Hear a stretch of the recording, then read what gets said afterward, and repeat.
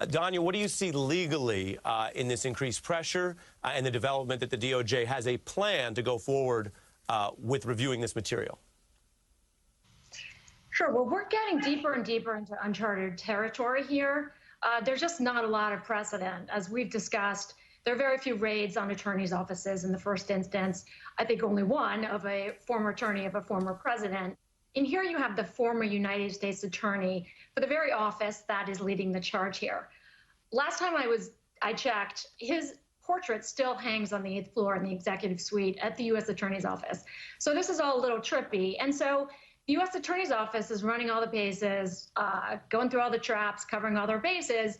And they, I think for the first time, I haven't been able to find any other instance, are actually going out of their way and proactively asking the judge to appoint a special master.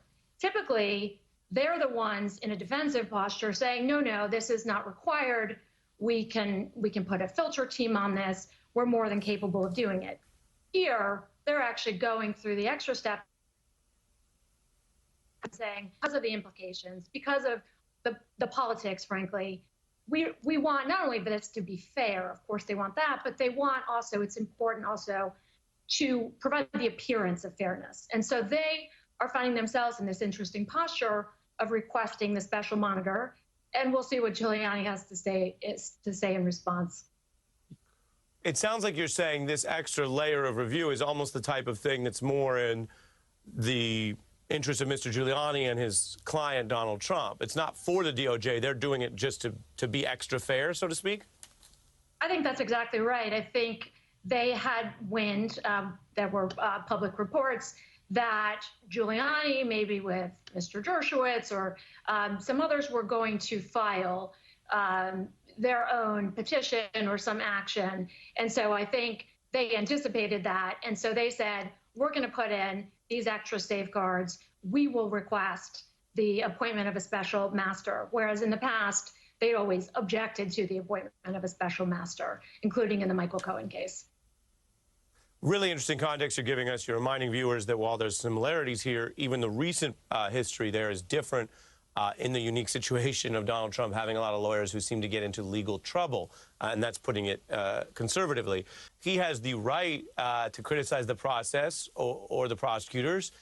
I'll defend his right to do that. There's a free society. If you want to go at the government, you can play it that way. But I think Gene's making a sound point legally and politically, which is this is really a sideshow to who controls his fate. We mentioned Michael Cohen. You mentioned the precedent there. We just spoke with him in a somewhat newsworthy interview, given he's got more insight into this than a lot of folks, including a jail stint after being Donald Trump's lawyer. Here's what he told me. Is Donald Trump scared right now?